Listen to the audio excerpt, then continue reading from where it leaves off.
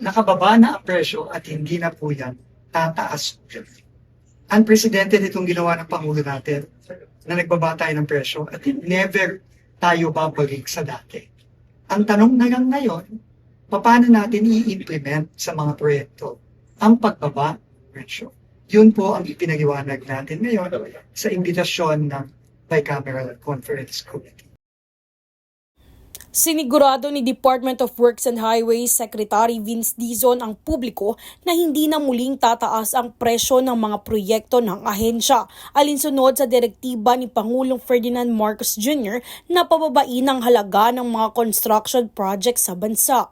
Matatanda ang pansamantalang naantala nitong linggo ang Bicameral Conference Committee meeting para sa 2026 national budget matapos hindi magkasundo ang miyembro ng Kamara at Senado.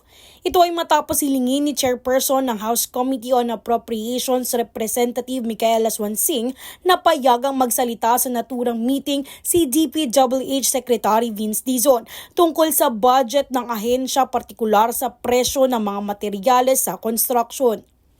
Ang ipinresenta ni Secretary Dizon sa bicameral meeting ay ang panukala na ang DPWH mismo ang magtatakda ng final pricing adjustments para sa mga proyekto ng ahensya para maiwasan ang anomalya sa ilang mga proyekto na sobrang bawas ang presyo at kulang naman sa bawas ang iba. Ang request po natin ay ang DPWH ang guide. No, naintindihan po yung maliit o halos walang tiwala ng mga kababayan natin. Pero inassure po sa preso, base na rin po sa direktiba ng Pangulo, talagang gagawin natin lahat para masigurado na susunod ang lahat ng nasa DPWH sa pagbaba ng presyo.